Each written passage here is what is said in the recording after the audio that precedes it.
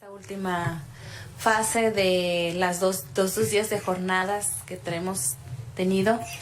Estamos muy contentos por la participación de la academia, la sociedad civil, empresarios, sindicatos que también tuvimos en la mañana. Entonces, escuchar diversos diálogos también nos permite precisamente visibilizar otras problemáticas y otras situaciones que viven nuestros compañeros y compañeras jornaleros agrícolas. Bueno, en esta última parte vamos a tener algunos momentos. Una primera de ellas es la lectura de los resultados de las mesas de trabajo que se realizaron ayer y hoy por la mañana. Después tendremos un formato de conversatorio con los compañeros que nos acompañan en el panel para dar una ronda de preguntas y respuestas por parte del público. Y después otro bloque más con otras compañeras que nos han acompañado de voces y de otras organizaciones. Y por último el pronunciamiento que don Pedro hará lectura al final del mismo. Bueno, en lo que obtuvimos fue información muy rica en estos 2 días de las mesas de trabajo, que está ahí. Analizarla, sistematizarla y compartirla también implicará un reto para nosotros como grupo de trabajo de jornaleros agrícolas en Sonora.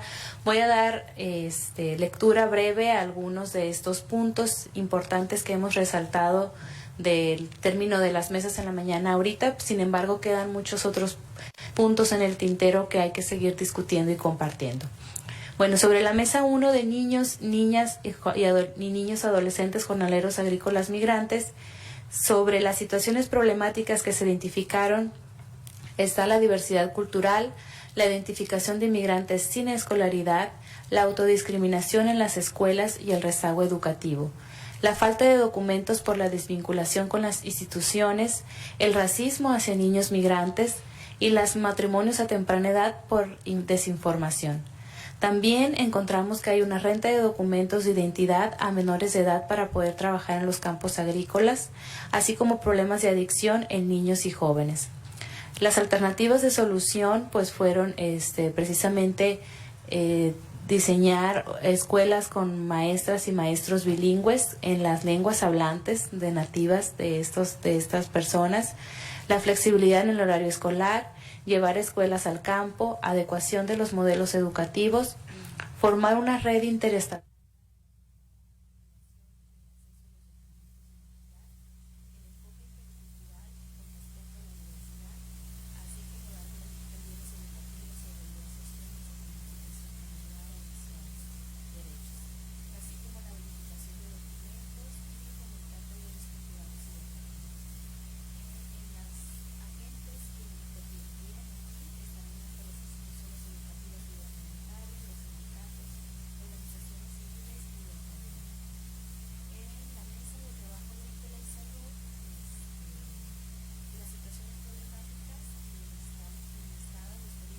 Natural y humanos como las radiaciones, las inundaciones, la contaminación como la quema de llantas en los campos, situaciones que comprometen la integridad física de los compañeros jornaleras y jornaleros como la intoxicación por agroquímicos, la ropa inadecuada que significa un riesgo de usar agroquímicos y exponer al producto tóxico a las familias. También hacerlo del modelo económico que genera daños a la salud producida en la producción de alimentos, las muertes por accidentes en los campos y carreteras de comunidades agrícolas, la exposición a temperaturas extremas y lluvias. Y para estas situaciones problemáticas, las alternativas fueron hacer un atlas del riesgo de los campos agrícolas, hacer un inventario que tiene INEGI del 2016 en los campos para hacer un plan progresivo de cumplimiento de la salud, reforzar el sistema de monitoreo con una red de estaciones meteorológicas para tener un sistema de alerta temprana, mejorar el monitoreo de químicos a través de talleres, acondicionar los centros de salud para las intoxicaciones por agroquímicos, la capacitación de enfermeros, contar con material e infraestructura para el tratamiento hospitalario, las construcciones de fichas técnicas para saber el tipo de plaguicidas y agroquímicos que llevan el paciente, generar una cultura para el uso adecuado de la ropa por la exposición al sol y los agroquímicos, así como establecer programas para atender las condiciones de salud de los jornaleros y jornaleras en los campos, Pensar también en otras formas de producción de alimentos que tengan que ver con el respeto a las personas y al medio ambiente, como por ejemplo los tianguis por productos orgánicos. Promover la salud desde lo holístico, desde lo cultural y lo social, y pensar en un modelo de producción de alimentos que asegure un sistema universal de salud. Mejorar la alimentación de los migrantes en términos de calidad y evitar el hacinamiento, crear menús para los grupos de las distintas regiones, fomentar alternativas productivas mediante procesos de educación ambiental, mejorar la infraestructura de carreteras con el fin de prevenir accidentes en el trayecto de los vans que los transportan a los jornaleros, así como un monitoreo permanente para emitir alertas tempranas y recomendaciones ante el clima extremo, mejorar las condiciones de trabajo que mitiguen el clima extremo y prevengan afecciones derivadas de las bajas o las altas temperaturas, como serían los horarios flexibles, el acceso a agua fresca en verano, las zonas de descanso, información sobre el clima en tiempo real. Y bueno, todas estas problemáticas y alternativas de solución convocan a algunos agentes, como serían los dueños y administradores de los campos agrícolas, involucrar a las marcas que proveen los agroquímicos, a los trabajadores agrícolas desde un enfoque de género, y también involucrar a la empresa para garantizar estas herramientas y el seguimiento a todas estas situaciones problemáticas. También invita a los sindicatos y autoridades laborales, a la Secretaría del Trabajo, al IMSS y a diversas autoridades en los distintos niveles de gobierno. La mesa 3 de identidad y fomento cultural en comunidades agrícolas en Sonora también nos enlista como situaciones problemáticas el problema de la educación, como la falta de maestros preparados para educar en el idioma español y en el idioma nativo de los estudiantes, atender a los estudiantes con bajo rendimiento escolar, que en ocasiones esto se debe a condiciones de vida, de vivienda o en el interior de las relaciones familiares. Existen diversas respecto al fomento de la lectura, de la cultura, como la promoción de la lectura, el rescate de las tradiciones, la gastronomía y oficios diversos. También existen problemas con las instituciones, como las de asuntos indígenas, las que promueven recursos y programas. El personal no está bien capacitado o sensibilizado, ponen obstáculos para apoyar a estas comunidades, así como una poca participación de las universidades para trabajar con poblaciones vulnerables. Deben incluirse más comunidades jornaleras en este tipo de espacios, como jornaleros en la estación pesquera y la Y, y otras reflexiones que nos llevan a analizar las condiciones de la infraestructura en las comunidades de asentamiento, como la falta de servicios públicos básicos como agua, luz, pavimento, además de temas que nos involucran como la alimentación en calidad y cantidad.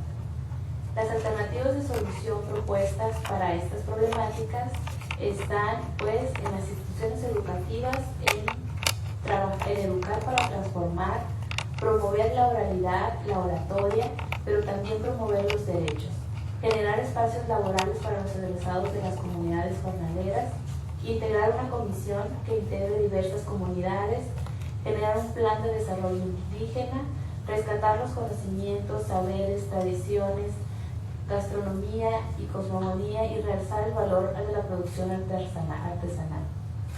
Asimismo, nos involucra a invitar a las universidades a trabajar en las zonas marginadas con la prestación de servicios profesionales o prácticas en áreas como servicio social, derecho y medicina.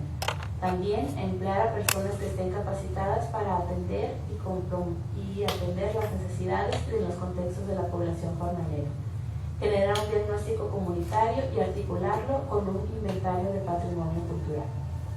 Y bueno, todas estas problemáticas convocan a agentes como la Secretaría de Educación y la Secretaría del Trabajo, la Secretaría de Educación y la Secretaría de Cultura y las editoriales para el fomento de la lectura.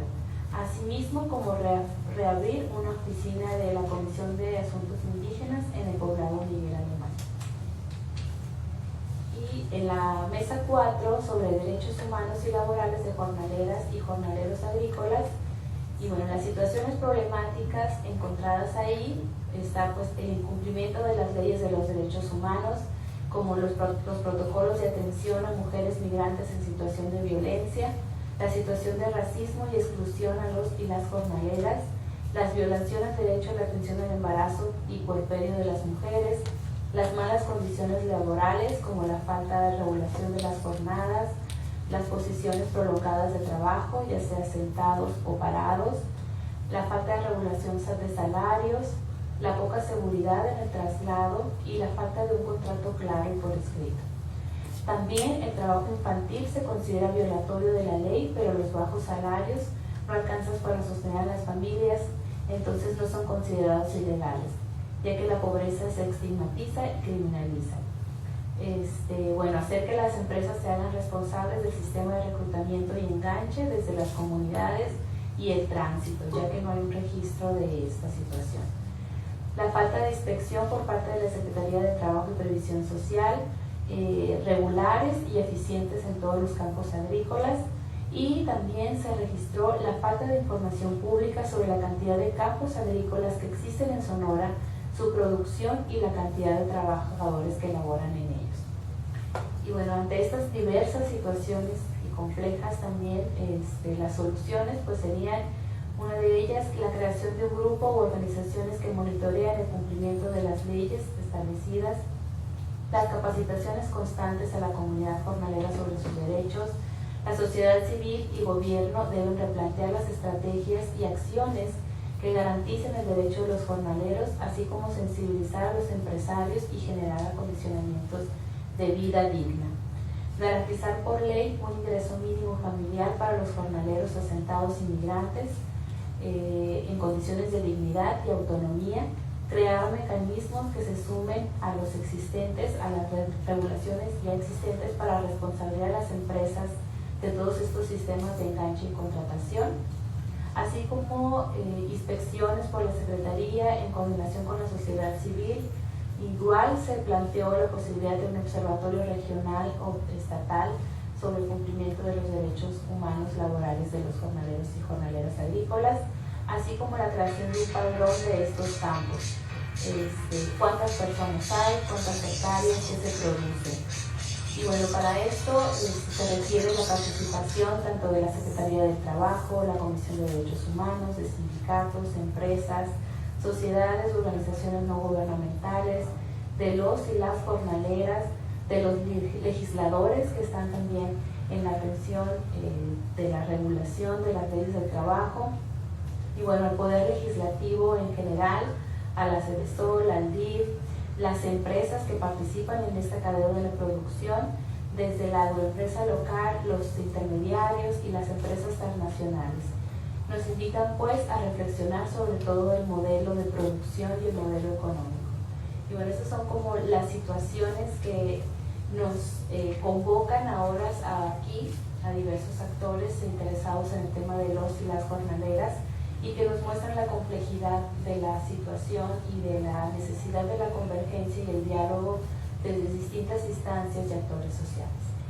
Y bueno, esos son como los temas que están planteados en la mesa, que surgieron del diálogo muy nutrido que hubo estos 2 días, y que bueno, en esta última parte vamos a convocar a los compañeros en el panel a discutir algunos de estos en este formato conversatorio, que es el diálogo por la justicia y la equidad en los jornaleros y jornaleras agrícolas. La dinámica que se seguirá es que cada uno de ellos contará con determinado tiempo para exponer sus reflexiones a partir de lo que hemos trabajado estos 2 días, y damos un espacio para preguntas y interacción con las personas, con ustedes, para continuar el diálogo, ¿no? Y después continuamos con una segunda parte del conversatorio. Primero estará Pedro Gómez, que nos acompaña del Mixteco Yosunovico, y sus reflexiones a través de estos 2 días de trabajo y de su experiencia. Gracias, Pedro. Buenas tardes a todos.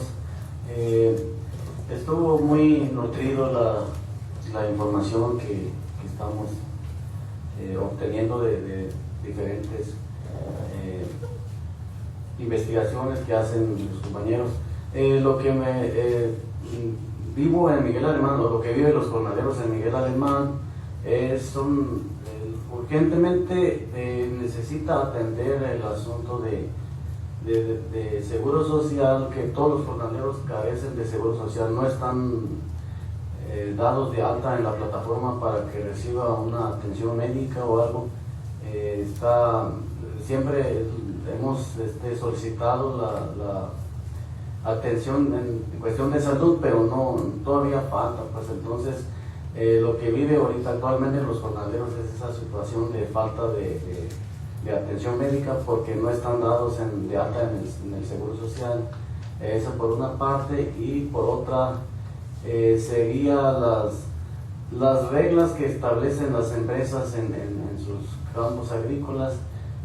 Son violatorios o arbitrarios a lo que establece el Código Civil, puesto que las empresas les prohíbe a los jornaleros aprobar las frutas en temporadas de cosecha, y pues la ley establece que tiene derecho de comer una fruta cuanto menos, ¿no? Y las empresas establecen lo contrario, que si prueba una fruta le descuentan un día de salario, pues que es cruel. Pues entonces esas situaciones son las que se necesita atender urgentemente en los jornaleros.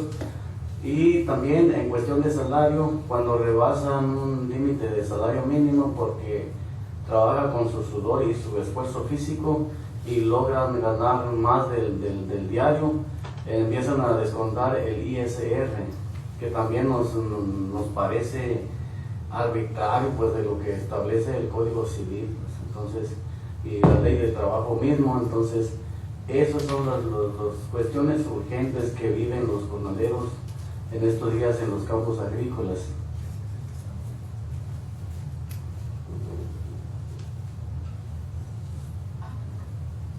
Continuamos con Deyanira, también en las temáticas que gusta abordar.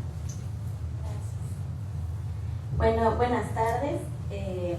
Pues nosotras venimos de una asociación civil que se actúa de las Casas Chiapas, y pues algo que hemos tenido claro desde el comienzo de nuestro trabajo allá en la región de los Altos de Chiapas era cómo le hacemos para que nuestro trabajo aporte a la construcción del sujeto político organizado, que no tengamos que ser siempre las organizaciones, la academia, quienes hablan por las personas migrantes, porque quien es experto en la migración y quien es experto en la vivencia y la experiencia, pues son ellos y ellas.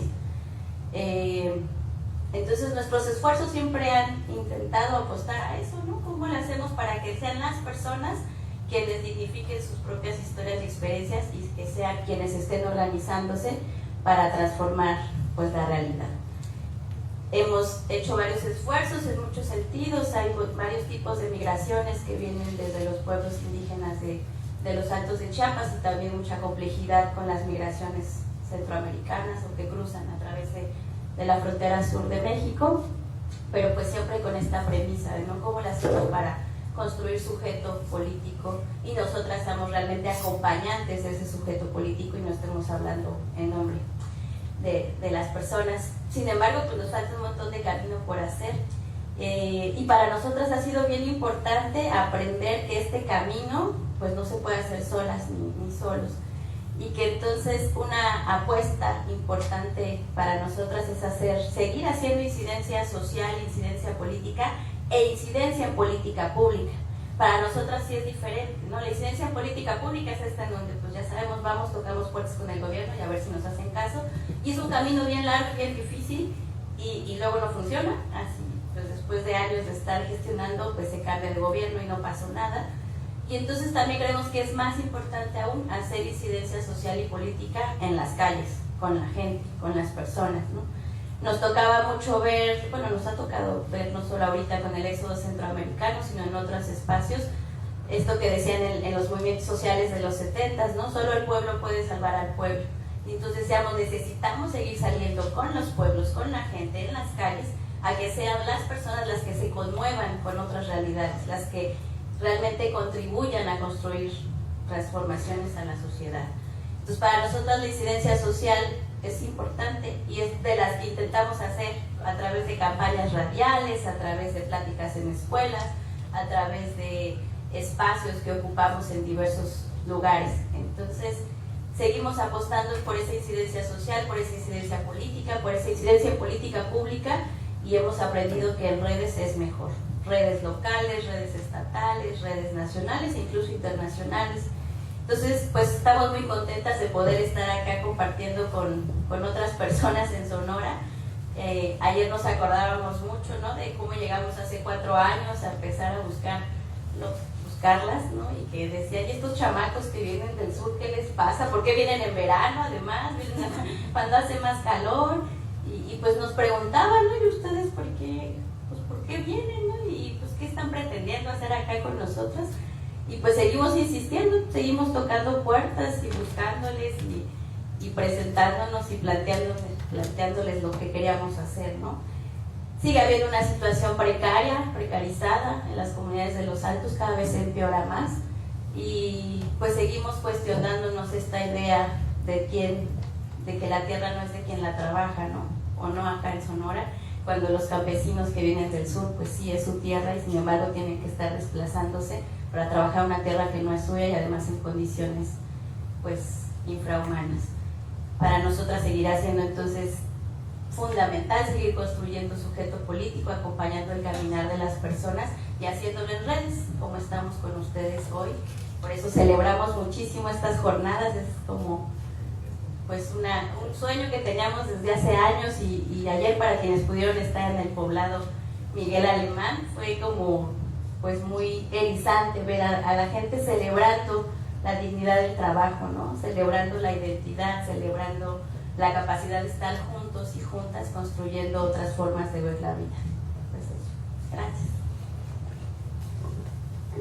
Muchas gracias de ella. Sí, yo creo que los dos comentarios de los compañeros nos invitan a repensar la política pública, ¿no? Desde el aspecto legal, como decía don Pedro, a través de los códigos civiles, cómo se establecen esos códigos civiles y cómo se aplican en la realidad. Y bueno, Deyanira nos habla de cómo ese proceso de derechos invita precisamente a un proceso de apropiación de los derechos y de ejercicio de ellos a través del reconocimiento primero. Serían como unos polos de lo que podríamos hablar de la política pública. Bueno, le damos la voz a Eduardo Calvario del colegio para continuar con esta primera exposición y después damos voz a las preguntas. Sí, buenas tardes, casi noches, tarde más bien, de repente parece noche. Yo agrego también, me congratulo enormemente de esta realización de primeras jornadas que decíamos en el que repartimos invitaciones. No teníamos registro de algún evento así antes, y entonces pues por lo pronto eso. Y lo otro, que nos estuvimos cortos en la relatoría del que leyó Carmen, porque fue un mundo de cosas, ¿no?, que fueron saliendo y de repente miramos que nos faltaba tiempo y con ganas de seguir, ¿no? Eso nos habla de la cantidad de personas, por una parte porque también participaron instituciones, que hay un interés por las instituciones, aunque puede ser en ciertos casos entre comillas, pero por lo menos sí asistieron muchos y muchas.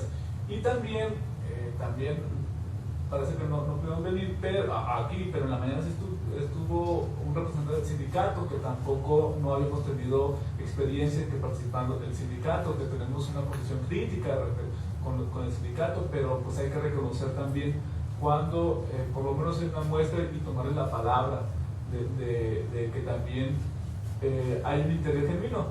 Pero yo quisiera, por una parte, esa la congratulación y la situación de que faltaron muchas cosas, pero tratamos de hacer también como breve, ¿no? Breve para fines expositivos. Y lo otro que también salió en la mañana y que yo quisiera el resto del tiempo que me queda brevemente, es esta idea de que pueden pasar 1 año, 2, 3, 10, 15, 20 décadas y podemos acentuar, poner la atención en problemáticas específicas, pero si no desmontamos, ¿no?, este modelo productivo que arrastra no solamente a las comunidades, digamos, más locales, sino, digamos, en su conjunto.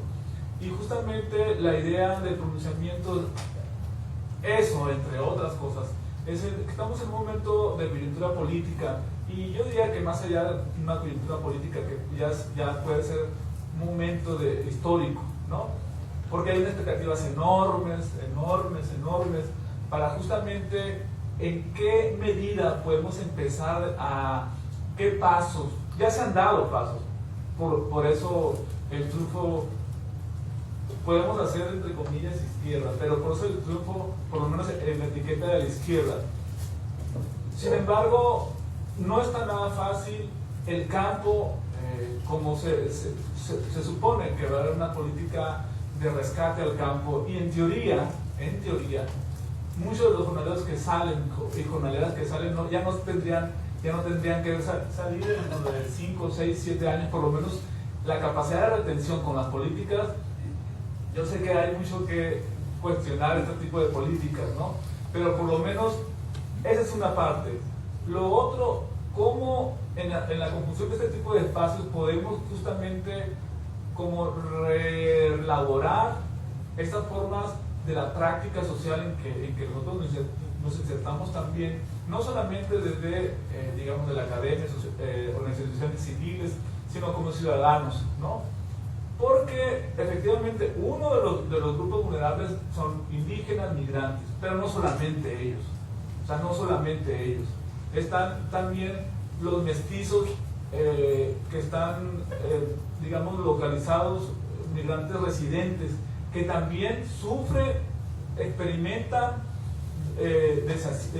días de desasiegos fuertes, y que entonces es un llamamiento también, este tipo de espacios que hicimos en este momento justamente, de repensar también el modelo de producción, ¿no? El modelo de producción, que una vuelta también, ya lo último, Pedro nos dará el gusto de que leamos el pronunciamiento, pero que también el énfasis en un tipo de, digamos, de derecho ambiental, de reconocer el derecho ambiental como un derecho importante también, sobre estos cambios paradigmáticos que están no solamente a nivel político, sino también ambiental, el cambio ambiental global.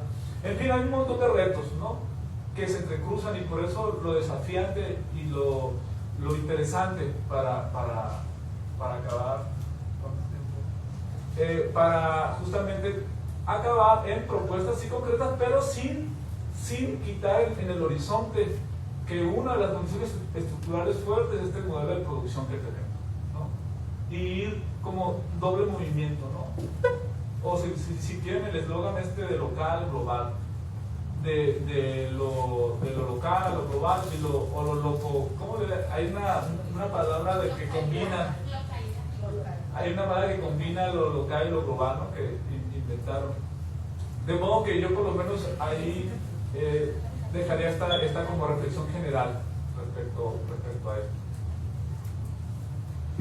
Muchas gracias. Efectivamente, como decía Eduardo, en la mañana nos vimos así con un mundo de información que está ahí y que nos habla de la diversidad de voces y de intereses desde distintos ángulos y actores sociales. Bueno, a partir de lo que los compañeros y la compañera expuso, ¿no?, que va desde las regulaciones legales hasta, bueno, esto que les decía Eduardo últimamente del modelo económico y de impacto precisamente en las formas y en la cotidianidad de la vida de las personas que pues no son vulnerables, están vulneradas en sus derechos, ¿no? Entonces, eso es parte de reconocer que son sujetos de derechos y que no están ahí por una posición per se, sino una serie de condiciones estructurales que los posicionan ahí y que es importante debatir, reflexionar y construir, ¿no?, caminos posibles de hacer estas adecuaciones, regulaciones. Bueno, a partir de lo que los compañeros y la compañera expuso, abrimos una ronda de preguntas, de reflexiones también, quizás de lo que hemos hablado también en estos 2 días o de lo que ellos han expuesto.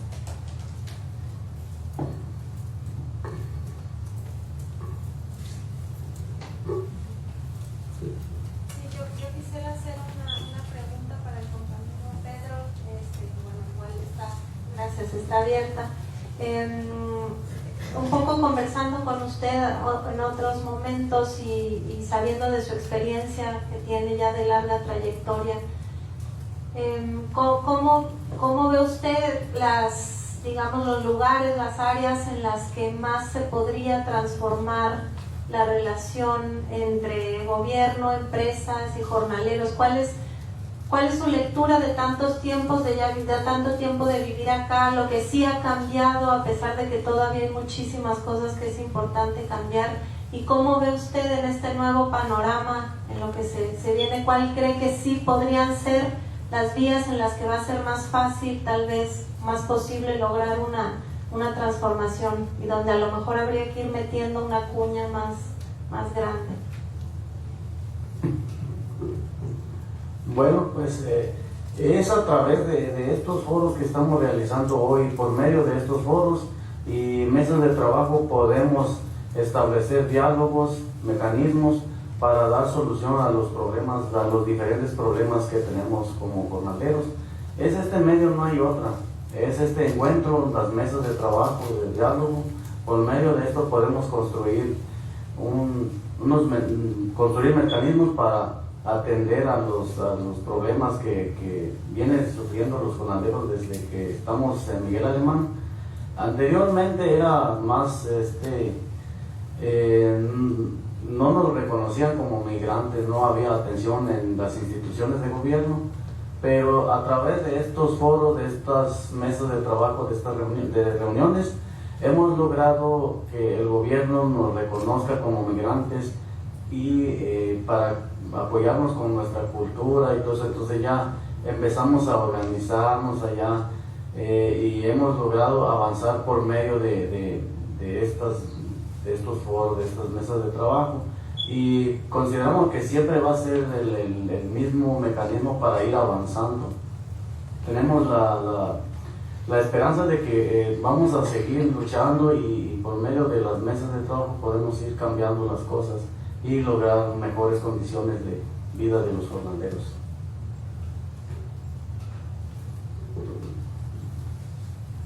¿Alguna otra pregunta por parte del público?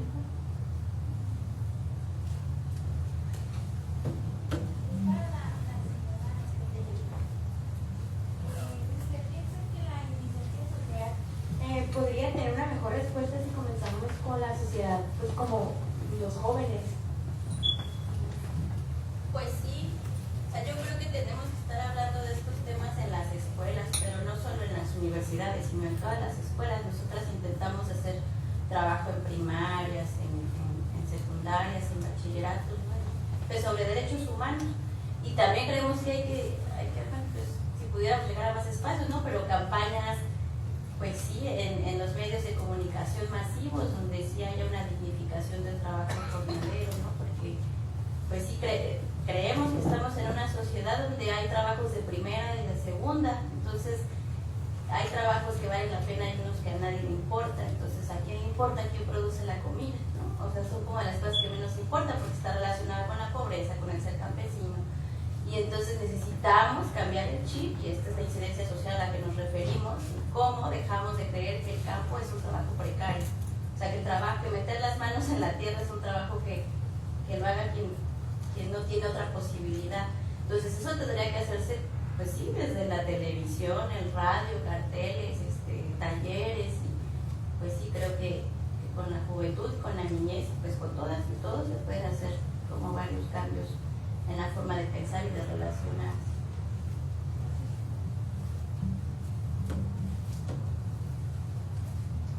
¿Magda? ¿Maye?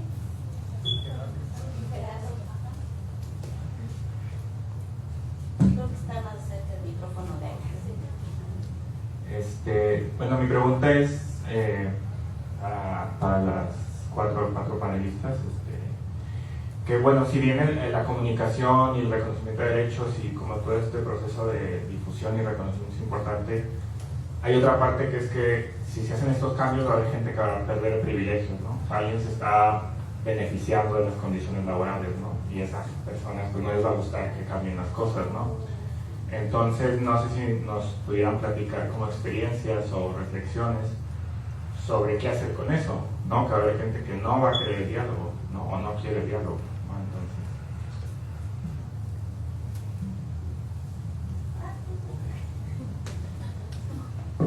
fíjate que sí, justamente creo que es uno de los también de los retos, de los desafíos, ¿no? Decíamos en la mañana de hacer como un mapeo de riesgos medioambientales, de agroquímicos, o sea, ¿qué campos? O sea, como mapear, ¿no? Toda la costa. ¿Qué campos tienen ciertas regulaciones? ¿Qué campos tienen, por ejemplo, infraestructura de atención? ¿Qué tipo de sustancias químicas? Etc.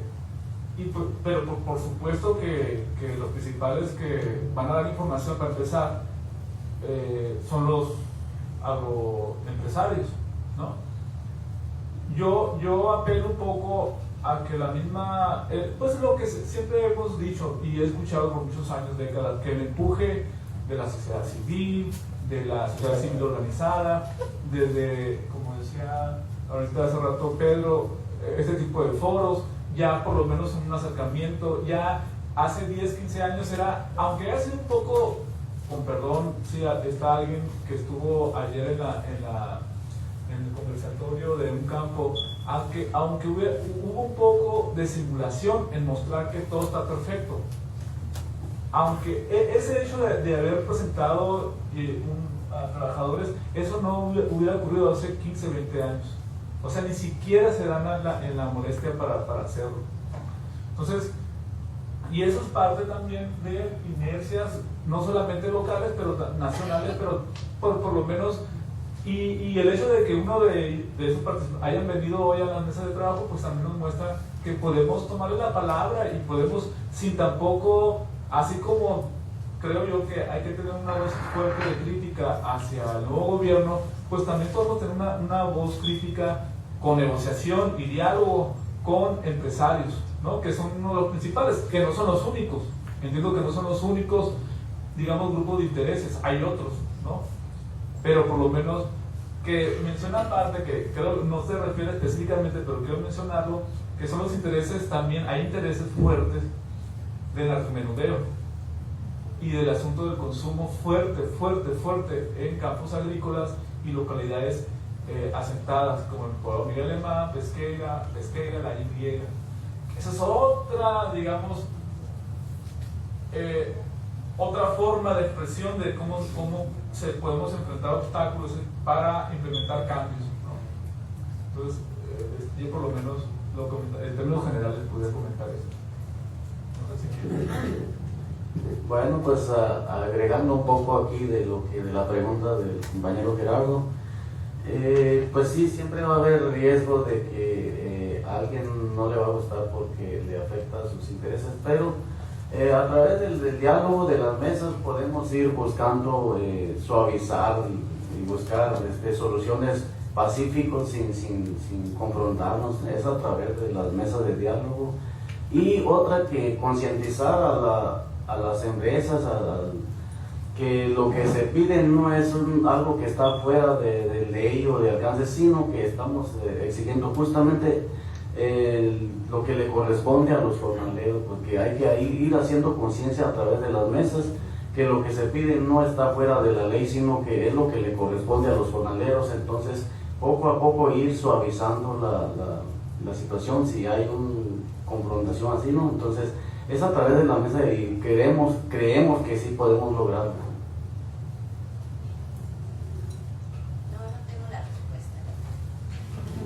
No, pues, o sea, yo creo que sí hay cierta apertura. O sea, nosotros hemos encontrado aquí en Sonora lo que en ninguna parte del país está. Un ratito compartir la Red Nacional de Jornaleros y Jornaleras, que trabajamos en varios estados del país, y solo en Sonora ha pasado que podemos estar en una misma mesa sentados, como fue hace 3 años con una presentación en la Comisión Estatal de Derechos Humanos, en donde estaba un empresario, un académico, la CNDH y sociedad civil y sociedad de base.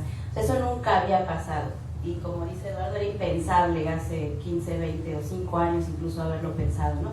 Entonces sí creo que nos comentan eso, hay una generación de empresarios con más apertura, lo que sea que eso signifique, y que habrá quien quien lo siga haciendo porque le convienen las certificaciones, que eso es algo que también ya dijimos, pues hay quien lo hace porque quiere vender más, habrá quien lo haga porque sí tiene alguna otra forma de pensar, y habrá a quien ni modo, o sea que hay que seguir exigiendo que, pues, que la ley se cumpla, y decíamos no la ley federal porque nos queda corta, sino seguir yéndonos a los tratados internacionales que tienen pues un enfoque más amplio sobre el trabajo digno, el trabajo decente.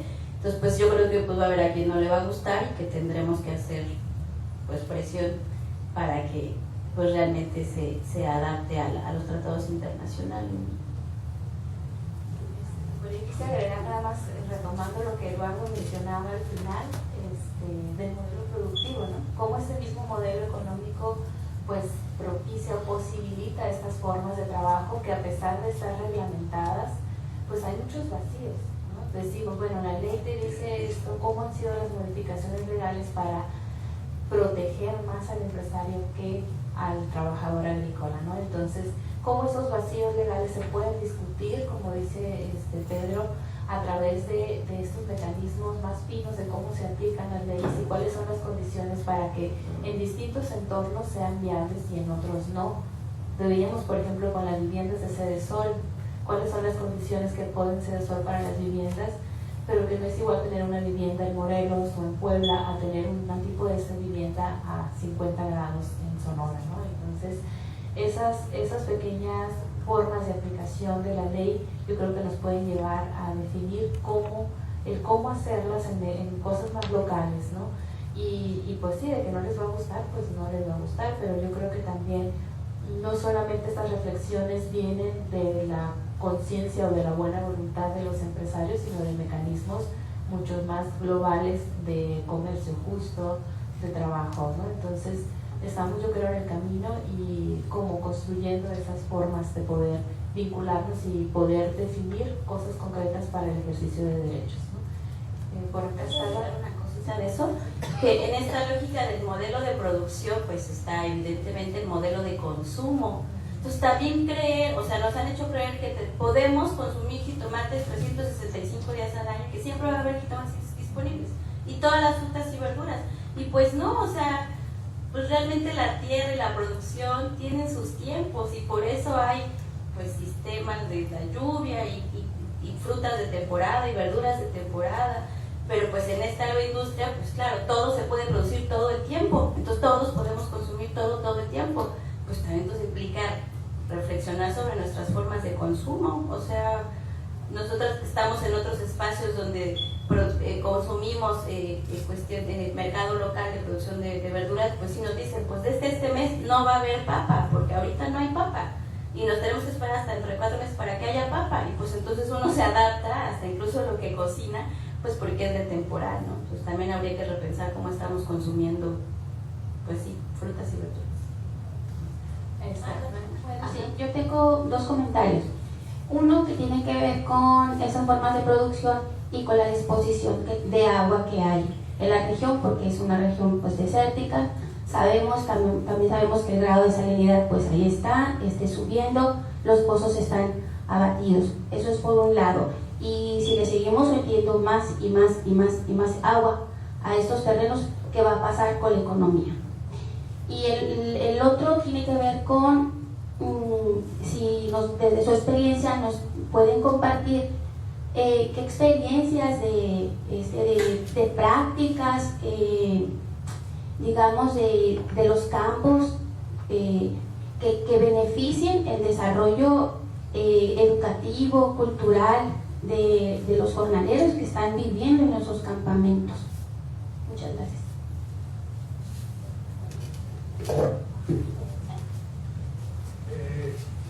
Bueno, sí, sobre el asunto del agua, creo que el experto sería José Luis Moreno, pero sí hay una fuerte, digamos, focos rojos, ¿no? Sobre el nivel de consumo y la salinización de muchos pozos, incluso ya ahorita ya están salados, ¿no? Entonces sí es un grave amenaza. Y amenaza, y de hecho algunos ya está ahí, ¿no? El problema entonces Sí, yo creo que ahí tendría que tener un eco fuerte respecto a los tipos de gestión integral del agua y de las cuencas, que creo que, yo no soy experto, pero creo que se ha avanzado, ¿no? Por lo que la gente que ha hecho, investigadores que se ha abocado a estudiar aquí en el colegio, y creo que en el CIAR también, no sé si en el CIAR también, creo que se ha avanzado. Y también es todo un tema sobre el asunto de la tecnificación, el uso del agua, y la venta de derechos, en fin, ¿no? Por parte de ellos. Yo lo que quería comentar también, un poco regresando a la pregunta yo ahorita comento, le doy la palabra a los compañeros, de Gerardo.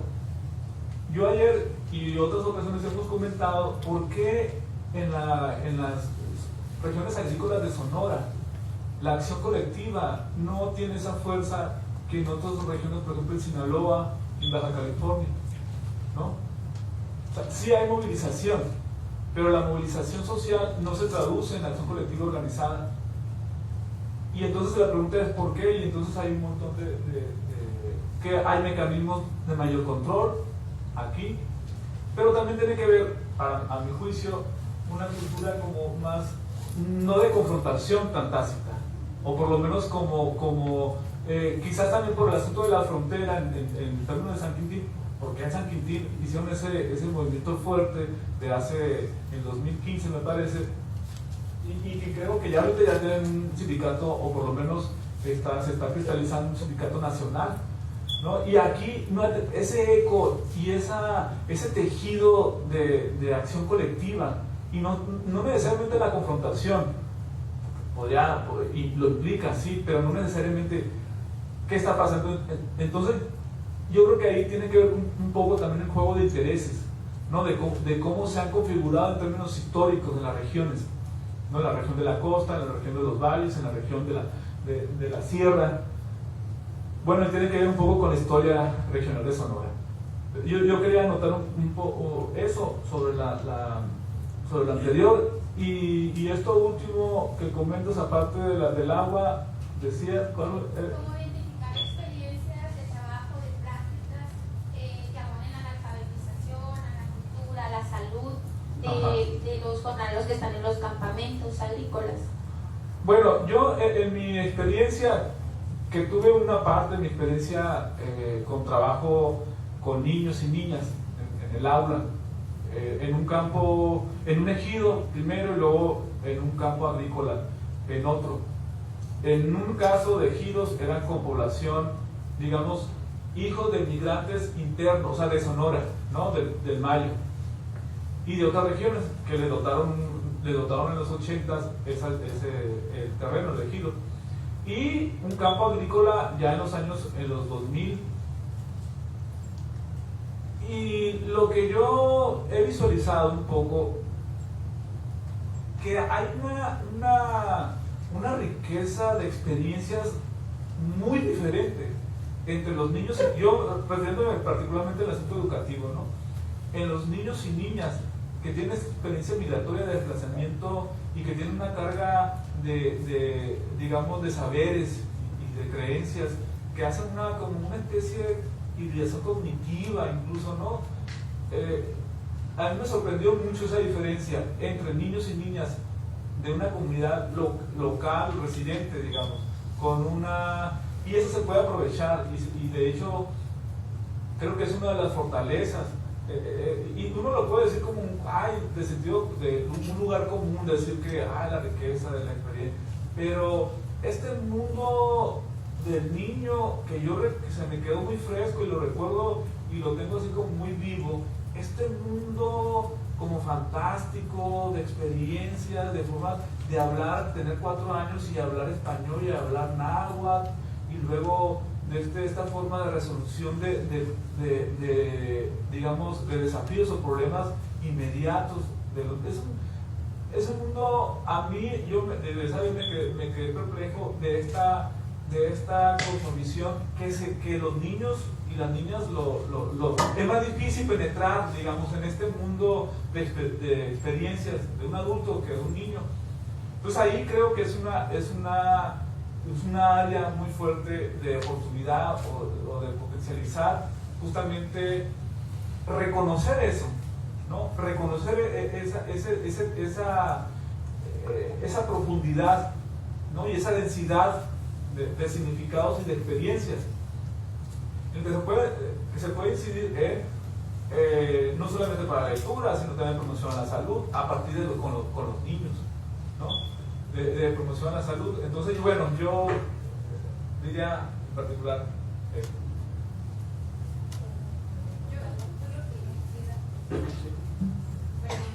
Buenas tardes otra vez. Pero solo quisiera preguntar cuáles son las problemáticas que desde este equipo de trabajo han detectado de la población jornalera no temporal, no asentada, sino local de aquí de la comunidad oriunda de Sinaloa, de Sonora. A través de los robos, la droga que se circula ahí en los poblados, la violencia generalizada es como un tema muy sentido por la comunidad, ¿no? En el sentido de que no hay libre tránsito por la localidad. Sí se ve un poquito, refleja esta cultura regional sonorense, ¿no? También de un proceso de racialización.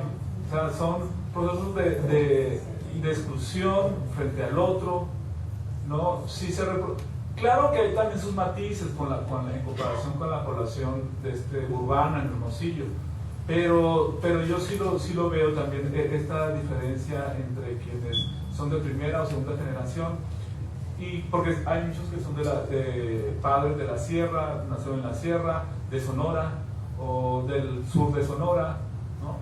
Entonces, damos una última pregunta para después dar paso a las compañeras. Sí, yo también nada más para externar que me siento muy agradecida por la invitación a este foro y gratamente sorprendida por la respuesta de la convocatoria. Todo aquel, a veces no tenemos esta posibilidad de interactuar y de establecer el diálogo, pero llegamos a las comunidades a los que nos interesa seguir trabajando y que tenemos años trabajando en comunidades rurales. Y que en el caso de Sonora, cuando vamos a los campos agrícolas, a las comunidades que tienen alta vocación agrícola, el 80% de la población proviene o se dedica al trabajo de jornaleros precisamente, y la gente está deseosa de información. Entonces a veces nosotros nos acercamos y vamos con nuestra partecita y quisiéramos tener la posibilidad de brindarles todo eso que nos están solicitando. Entonces yo ahí como que digo, tengo que aprovechar y al menos decir qué posibilidad hay de que de este foro también salga como un pequeño catálogo, no sé, directorio de personas que participaron, qué gestiones se hacen, y que nosotros, si alguno de la comunidad nos dice aquí algo muy simple para cuestiones de atención de déficit educativo o algo, ¿con quién voy? Nos dice, bueno, pues con esta persona de la Secretaría de Salud o estos de Cedesol que te pueden ayudar en esto o aquello, ¿no? Entonces, como para sacarle un poco más de riqueza a este diálogo, a este encuentro que tenemos, y que nos sigan invitando y pues fortalecer más esto, ¿no? Excelente propuesta. Yo creo que también nos invita como grupo de trabajo a sistematizar esa información, y yo creo que la experiencia que también tiene Voces, la red misma, para difundir la información que nosotros desde la academia producimos, pero que a veces no sabemos también, ¿no? Cómo aterrizarle, cómo crear esos mecanismos de intercambio con la población, ¿no? Así es. Muchas gracias por esa reflexión y creo que tenemos esa tarea pendiente, ¿no? Bueno, agradecemos a la compañera y a los compañeros. Vamos a dar seguimiento a la segunda parte del conversatorio. Y bueno, invitamos a Mayela Blanco y a Natacha Montes de la Red Nacional de Jornaleros y Jornaleras Agrícolas. Un aplauso para los compañeros. Y a Valentina Klopner del Colegio de Sonora.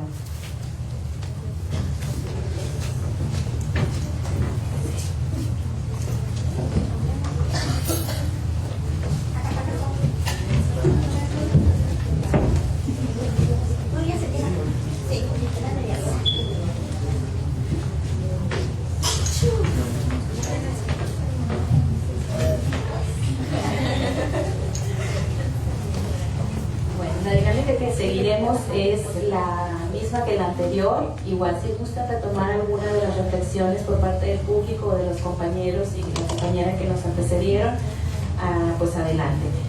Primero comenzamos con Mayela Blanco de la Red Nacional de Jornaleros y Jornaleras Agrícolas.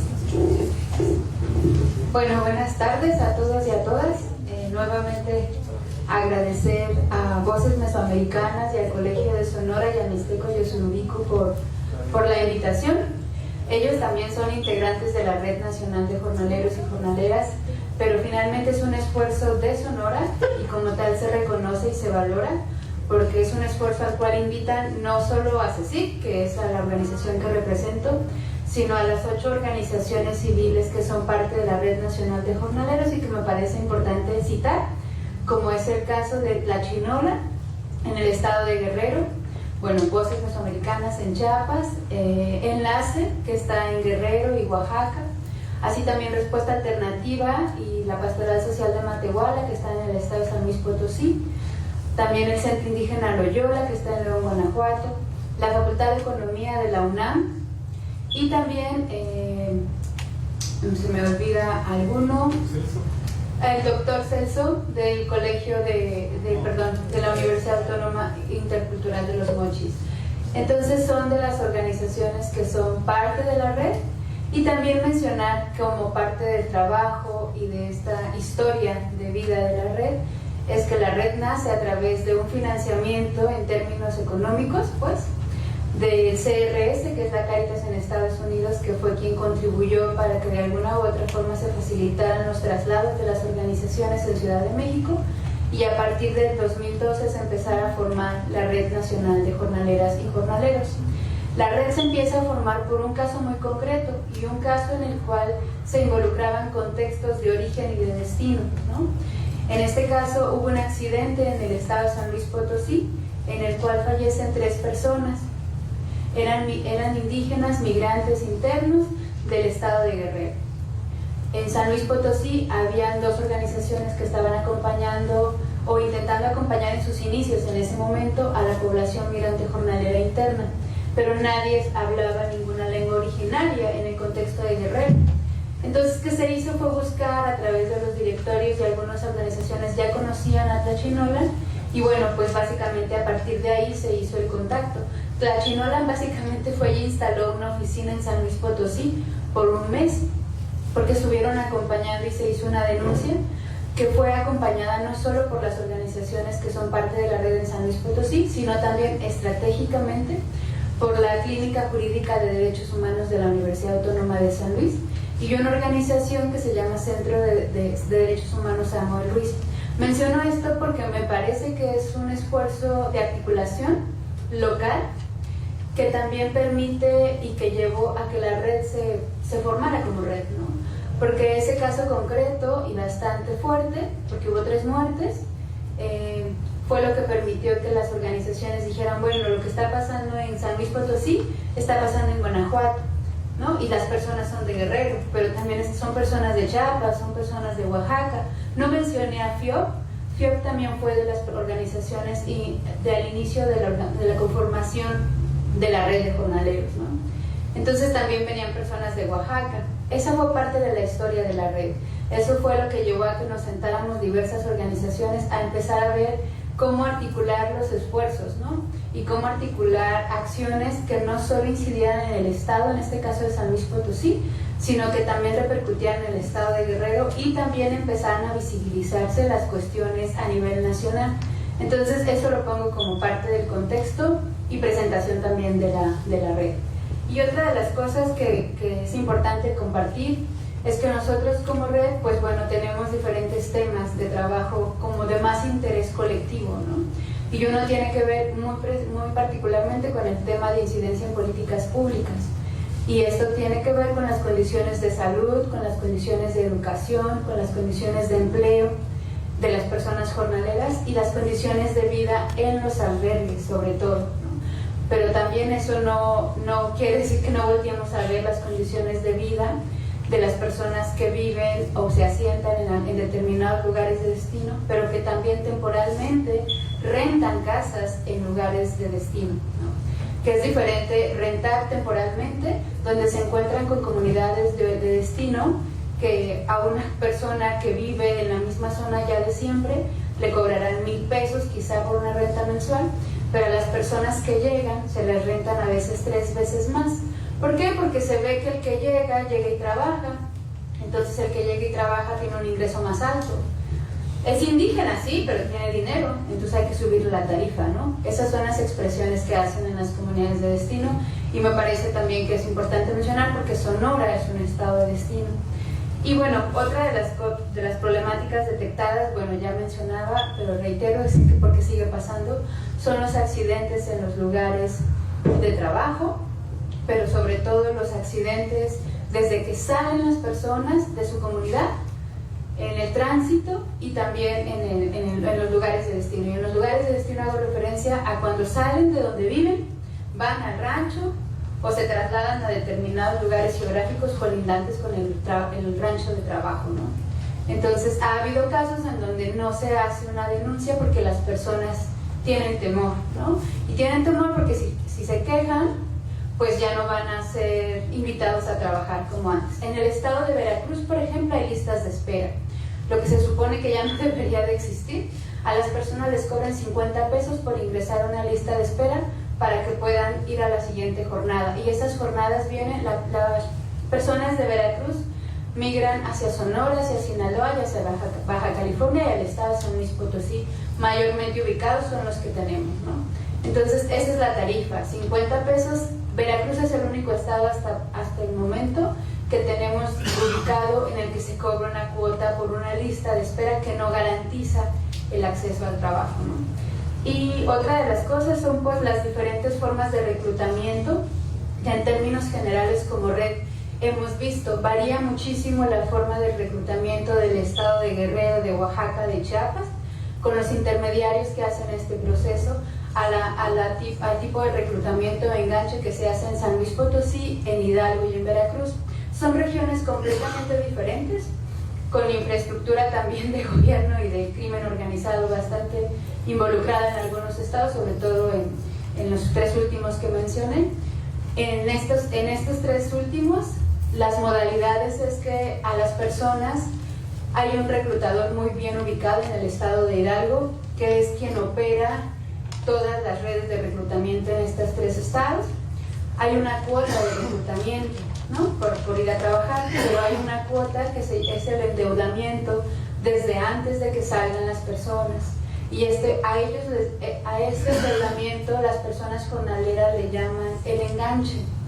El enganche hace referencia a una cantidad de entre 500 hasta 2,000 pesos, y es una cantidad que a mí, María, que me invitaban a trabajar a Sonora, el reclutador, que es muy buena onda, me adelanta 1,000 pesos para que yo, María, lo deje en mi comunidad y ya tenga ese dinero para que yo vaya a trabajar. Entonces ese dinero automáticamente ya me genera una deuda, y por lo tanto un proceso que si se va analizando desde ese proceso, se puede caer con algunos elementos que podemos hacer referencia a la trata de personas, que también hay muchísimos casos de personas jornaleras que están en esa situación. En San Luis Potosí hubo unos casos en los cuales las personas manifestaron que llegaban personas a los ranchos de trabajo en Sonora y en Sinaloa y en Baja California, y se los llevan y ya nunca regresan. Ahí lo que se supone, es que pues desafortunadamente son luego las personas que están cultivando para el crimen organizado, ¿no? Y son personas que al final de cuentas luego ya no aparecen. Otra cosa que quiero mencionar es en la zona de San Luis Potosí hubo un caso de desaparición de 2 autobuses en el estado de Tamaulipas, con 2 autobuses, cada uno con 38 personas de jornaleras indígenas, iban de San Luis Potosí y de Veracruz, y no se sabe nada de ellos. La persona que operaba el camión apareció en el estado de Nuevo León, estaba privado de su libertad hasta hace 2 años, pero hasta el momento el Ministerio Público de San Luis Potosí no sabe dónde está. Entonces lo comento porque también son como realidades del contexto de otros estados. Al tener la mirada desde la Red Nacional de Jornaleros, lo que buscamos al unir estos esfuerzos es que no solo se concentre en determinados estados, sino que se visibilice las diferentes modalidades, las formas y los procesos de reclutamiento, de trabajo y de traslado de las personas jornaleras en los diferentes estados de la República, ubicando que las rutas de destino se han diversificado. Ya no solo se concentra la población en el norte. En el norte sí hay asentamientos, en el centro no hay asentamientos, pero hay migración temporal, ¿no? Entonces eso sería todo y muchísimas gracias. Muchas gracias, Mayela. Yo creo que lo que nos expones también nos invita a reflexionar de otros temas y otros vínculos que nos llevan más allá de lo que es el trabajo agrícola y bueno, yo creo que ahorita más adelante podemos continuar con la reflexión. Damos la voz a Natacha Montes de la red también de Nacional de Jornaleros y Jornaleros Agrícolas. Bueno, muchas gracias.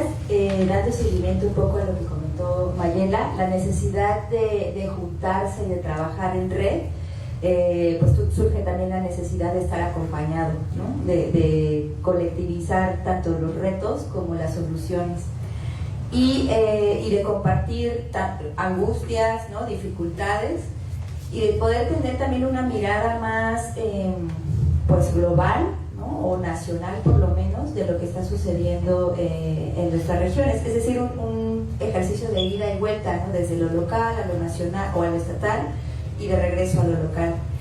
Y hay un par de cosas que pues a mí me gustaría comentar como retos, y tiene que ver un poco con lo que decía Deyanira hace un momento sobre la construcción del sujeto político, ¿no? Porque tiene que ver con qué sujeto político queremos construir, ¿no? Incluso en la no participación hay un sujeto político, ¿no? Pero uno de los principales retos es cómo ese sujeto político construye también sus derechos. Es decir, ha sido muy difícil, lo digo de manera personal, por ejemplo, llegar a una comunidad a hablar directamente y en crudo de derechos laborales a los que tienen acceso, ¿no? Cuando hay una necesidad o un derecho previo o varios derechos previos que están siendo violados y que no están garantizados, o sea, derecho al trabajo para empezar, ¿no? Sea digno, indigno, con prestaciones laborales, sin prestaciones laborales. O sea, tan solo el trabajo esté como esté, es un derecho que no está garantizado y por lo tanto vulnera pues las ofertas de trabajo, así como estén, sean malas o buenas, pues son aceptadas de alguna manera mucho más rápidamente, porque significa cubrir una necesidad urgente, que son justamente los ingresos monetarios, ¿no? Porque no hay tampoco una producción suficiente para garantizar, ¿no? la supervivencia de la familia. Y esto tiene que ver también con el desarrollo de dos grandes ideas sobre la alimentación que están en oposición, ¿no? Que tiene que ver con la soberanía alimentaria y por el otro lado la seguridad alimentaria, ¿no? Como la seguridad dice, necesitamos alimentos como sea, ¿no? O sea, la agroindustria aporta a la seguridad alimentaria porque garantiza la producción de alimentos, ¿no? Aquí están las verduras, aquí están las cajas a nivel masivo de hortalizas, de frutas, hasta de hierbas aromáticas, ¿no? Si vemos los campos en Morelos, pues aquí estamos contribuyendo a que haya alimentos en el mundo, ¿no? Y entonces, por lo tanto, nuestro papel tiene que ser prioritario, protegido, porque aportamos, ¿no? A una necesidad básica que es la alimentación. Y por el otro lado, la soberanía alimentaria, que implica la capacidad de las personas, de las comunidades, de los pueblos, de las familias y por lo tanto de los estados y de las naciones, para garantizar la capacidad de obtener sus propios alimentos, ¿no? de ser sostenible y sustentable, ¿no? A largo plazo. Y estas dos ideas están en constante lucha en estas comunidades, porque la gente dentro de sus pueblos pues no alcanza tampoco la soberanía alimentaria, y fuera de sus comunidades, que es trabajando en la seguridad alimentaria, tampoco, ¿no?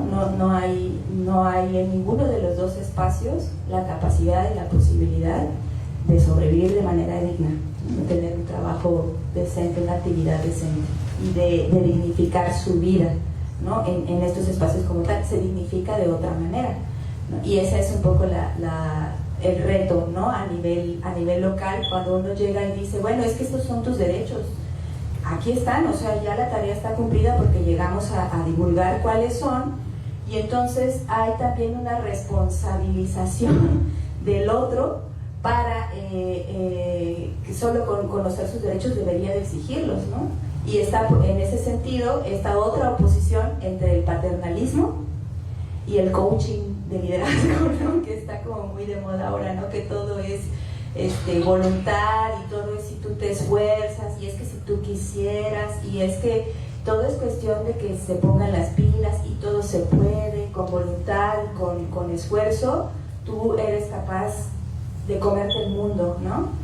Y no va por ahí, ¿no? Y entonces, cómo justo el derecho laboral, en este caso, se construye también con las comunidades, porque si llegamos únicamente a impartirlos, es un ejercicio vertical, ¿no? Es decir, los derechos están aquí, y tú si te esfuerzas y accedes a información y te pones las pilas, pues vas a poder ejercerlos, ¿no? Y siempre diciendo, no, pues es que tú como trabajadora agrícola, pues aquí están tus derechos, ¿no? Conócelos y ejércelos. Y eso no es tan sencillo, ¿no? No es sencillo para nadie. O sea, en una comunidad o en una ciudad donde hay, se habla español, donde hay cierto nivel educativo, la ley se vuelve un laberinto. O sea, si uno lee no sé, la Ley Federal del Trabajo, de pronto puede ser súper incomprensible, ¿no? Y aunque está en español, aunque uno pues se supone que estudió y aprendió en la escuela, es un laberinto. En las comunidades es todavía más difícil el reto, y no se trata solo de traducir y de sustituir palabras de un lenguaje a otro, sino de una lógica diferente, ¿no? Una lógica que tiene a una colectividad por un lado y a un individuo que es responsable de sus derechos por otra, ¿no? Entonces, pues sí, esa ha sido una dificultad bastante grande, creo yo, cómo construir el derecho con las comunidades con las que participamos, y en ese sentido cómo colaborar en fortalecer pues sujetos políticos en las comunidades, pero también a nosotras como organizaciones, ¿no? Y como organizaciones parte de una red. Y la otra cosa tiene que ver con el asunto de lo que platicaban hace rato sobre cómo hacer o cómo trabajar con gente que no quiere dialogar, ¿no? Y pues es que en ese momento, a lo mejor si no quieren dialogar, pues no vas a dialogar con ellos. O sea, pues si no, pues se dialogará con quien se pueda, ¿no? Y hay cosas que no se van a poner a discusión porque están ya en la ley, ¿no? Y en esta construcción de cómo hay ahora un poco más de apertura y hay gente que sí se quiere sentar, pues hay también como que hacerlo con mucho cuidado, ¿no? Porque por ejemplo, en el asunto de los derechos laborales o de las mejoras a las condiciones de los trabajadores en los lugares de destino, hay también un doble juego con el asunto de las certificaciones. Y las certificaciones pueden sí generar, en términos concretos, mejorías para los trabajadores, ¿no? en los asentamientos. Por supuesto que quien no quiere que tengan aire acondicionado en sus viviendas, pues esto está súper bien, ¿no? Qué bueno. O quien no quiere que tengan espacios de descanso o sombra en los campos, ¿no? Espacios de descanso de 15 minutos donde hay una sombrita, una lona ahí donde se sientan a tomar agua o agua fría. Pero de pronto hay una cosa como de, híjole, como de, en lugar de reconocer que es un derecho que pareciera obvio, yo digo, pues eso como que pues no tendría que ser un super logro, ¿no? O sea, ¿por qué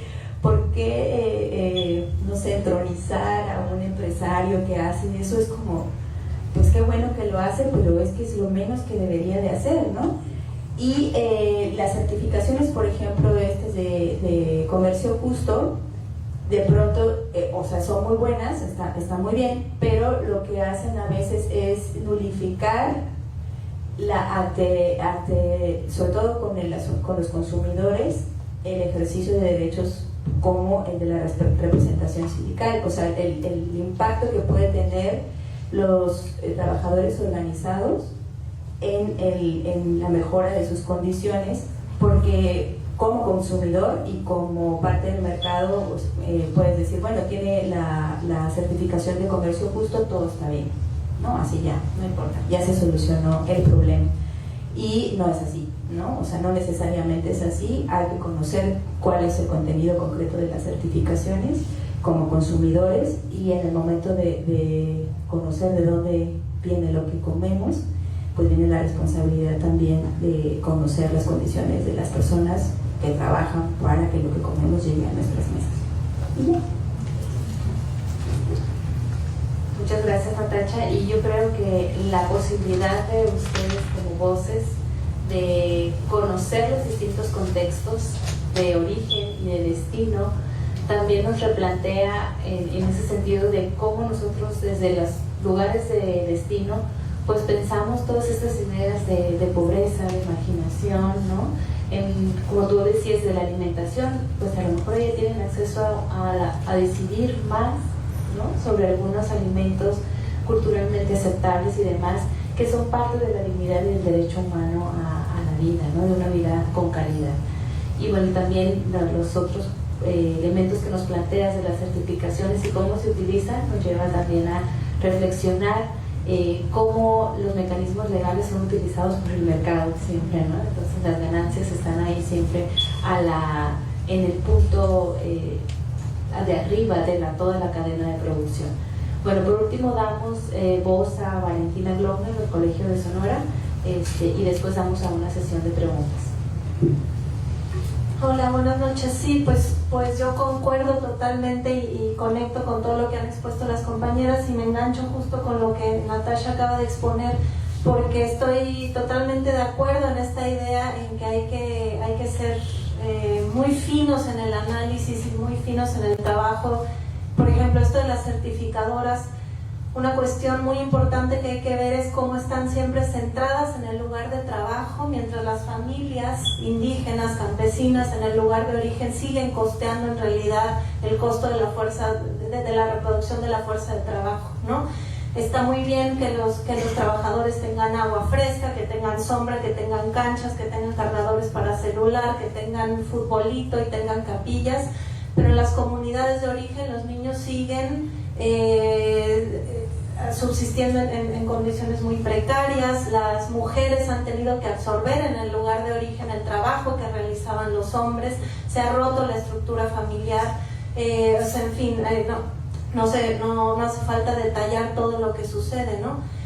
Y entonces aquí me parece que las certificadoras y a todas estas nuevas alternativas, avances que hay que estar tomando, por una parte hay que reforzarlos, pero la otra parte hay que verlos como una nueva habilidad del capitalismo global para vendernos mercancías orgánicas, del comercio justo, vendernoslas a precios cada vez más costosos y seguir estableciendo nuevas relaciones de explotación y que siguen exprimiendo de la gente su trabajo, su juventud, sus cuerpos, ¿no? Y que además están despojando a las comunidades de origen de la fuerza de trabajo que es absolutamente fundamental para la reproducción de la vida a corto y mediano plazo. Esto es lo que David Harvey llama una acumulación por desposesión. Las regiones ricas del país y del planeta acumulan capital en base de extraerlo y expropiárselo a las regiones pobres o subdesarrolladas, en este caso las campesinas e indígenas. Eso es tan viejo como el colonialismo y tan nuevo como el trabajo jornalero en el siglo XXI. Y las certificadoras están ayudando a eso, porque están, lo que tú dices, invisibilizando que se necesitan otros derechos laborales y a los consumidores nos reclutan que felices consumimos las lechugas orgánicas, etcétera, ¿no? Y entonces dejamos de movilizarnos para exigir otras condiciones. Algo que pasa específicamente con el caso del trabajo infantil es que la política pública está aportando este juego neoliberal en el que la compasión está reemplazando el derecho político y el derecho laboral. Hoy en día la política pública del gobierno mexicano para desincorporar la mano laboral de los niños en los campos agrícolas es otra vez un llamado a las buenas intenciones de los empresarios.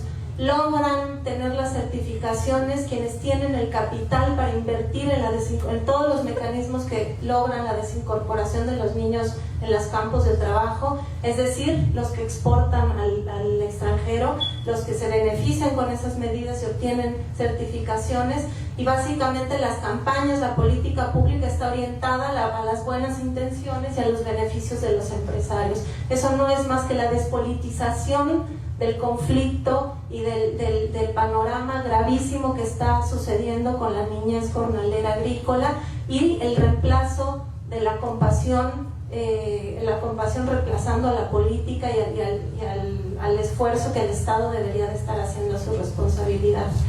Es una lucha civilizatoria.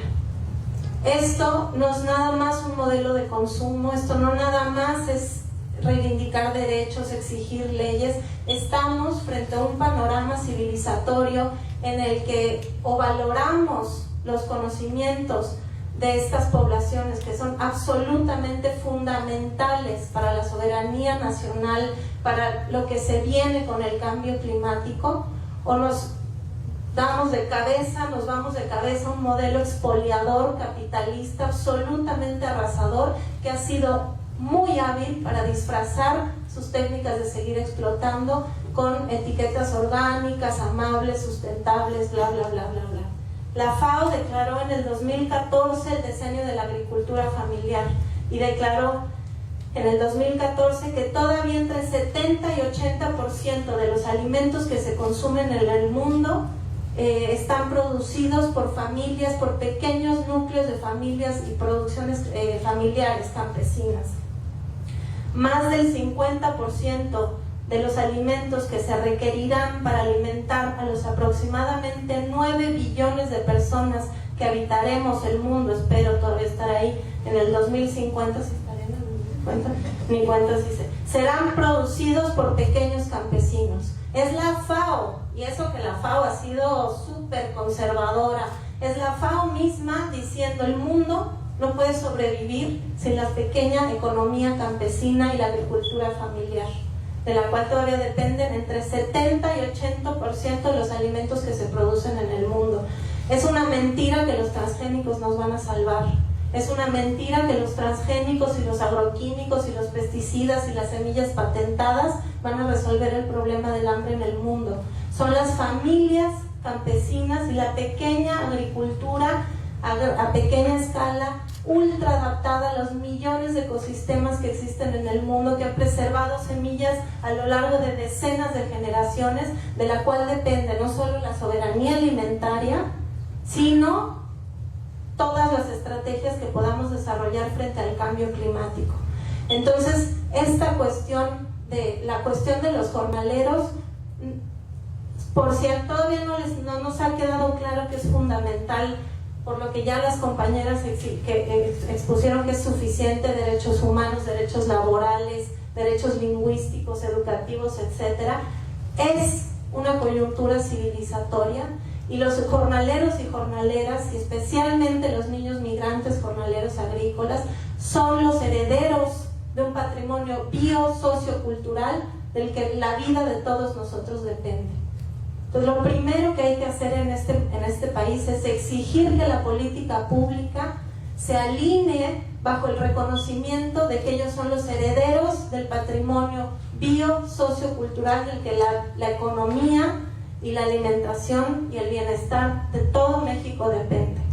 Y eso tiene que, en concatenación, producir un cambio desde la educación, ¿sí?, hasta el acceso a los recursos naturales. Nada de esto puede pasar sin garantizar el acceso y el derecho de los pueblos indígenas y campesinos a sus territorios, que se dejen de hacer concesiones a megaproyectos y a mineras, porque todo esto está concatenado, no es una casualidad que la gente esté migrando a raudales hacia el norte cuando sus territorios están siendo entregados y vilipendiados a estos megaproyectos, ¿sí? Entonces, cada vez que recibimos a un jornalero en una región de acogida, estamos recibiendo ese último eslabón, ¿sí? a esa última herencia de la cual depende el futuro del planeta. Así de simple se dice y así de grande es la cuestión.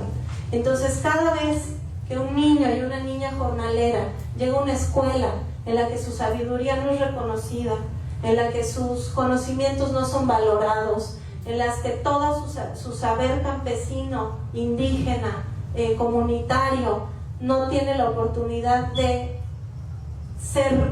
expandirse, seguir creciendo, estamos perdiendo toda esa posibilidad, no solo de encontrar justicia, sino de sobrevivir. Creo que con eso termino. Muchas gracias. Bueno, muchas gracias a las compañeras. Cada una expone como puntos que nos llevan a muchas reflexiones, ¿no? Desde nuestras áreas profesionales, pero también desde nuestra persona, desde nuestra visión del ser humano, y cómo estamos aquí pues viviendo, ¿no? Porque al fin y al cabo los jornaleros y las jornaleras nos están alimentando y son ellos los que al migrar enfrentan una carencia alimentaria que desde los niños hasta los adultos mayores, y en condiciones en donde su salud se ve mermada por todo este trabajo, esfuerzo físico intensivo y extensivo que hacen, ¿no? Y sí, nos invita a reflexionar sobre la soberanía alimentaria, qué significa para nosotros en este gran modelo de vivir, de consumir y de producir. Y bueno, le damos palabra al público para algunas preguntas de las ponentes.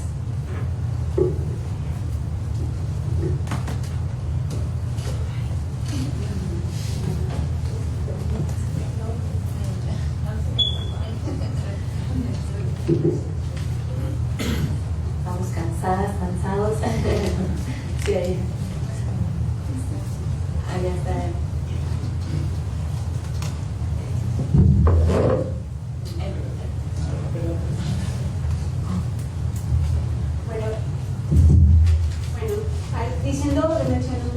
Retomando lo que decía ahorita Natasha, es muy importante que algo que se sigue utilizando en lo que viene siendo la ley federal de trabajo es utilizar inclusive conceptos que vienen desde el colonialismo, ¿no? Es utilizar el patrón, el mayordomo. Entonces nos dice que pues no son, bueno, se tiene que trabajar entre conceptualizar desde la ley federal de trabajo ese tipo de conceptos que nos llevan al colonialismo, ¿no? Creo que es muy importante. Si no se avanza desde ahí también, pues nos vamos a ir cruzando.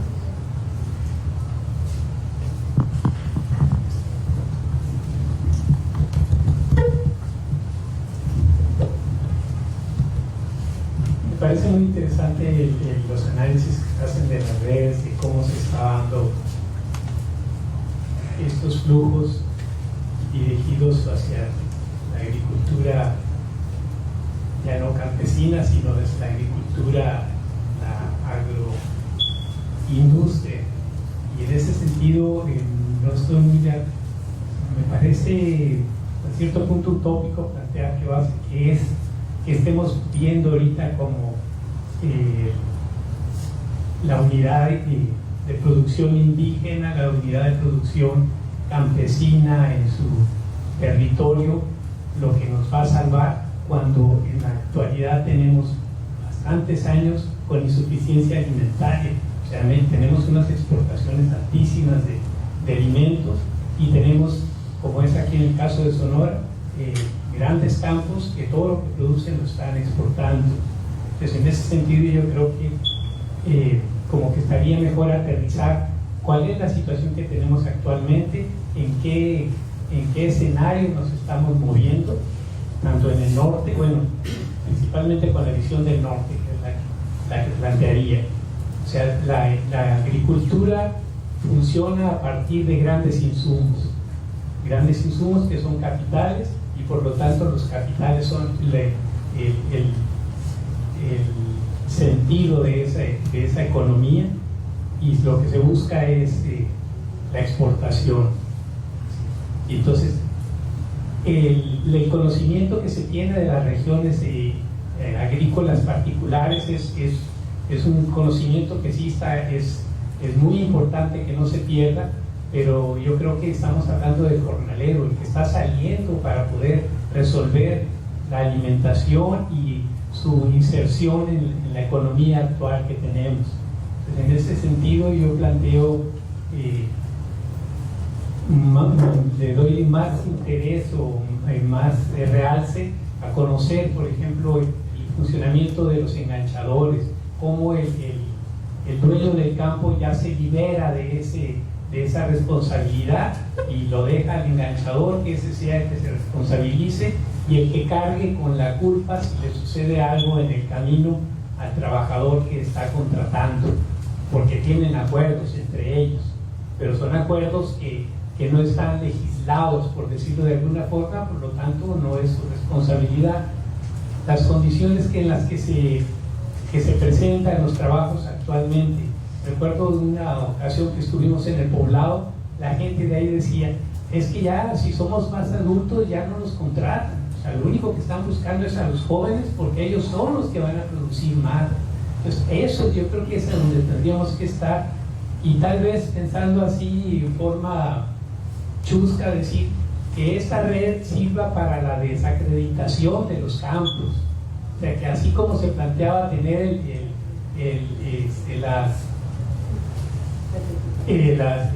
tener las listas de quienes pueden trabajar en qué áreas o quienes pueden asesorar en qué áreas, también decir aquí podemos desautorizar a los que se estén planteando como productores conscientes, con responsabilidad social, cuando sabemos que si el gasto del aire acondicionado fue para sus oficinas y no es para la población de la cual viene la gente, pues eso no es responsabilidad social. Yo creo que yo lo plantearía así en ese sentido, ¿no? Que tal vez en el modelo en el que se está ahorita, tratar de buscar las mejores condiciones o tratar de ser la piedra en el camino para que se pudiera obtener las mejores condiciones para los campesinos que se están desplazando como jornaleros en estos momentos.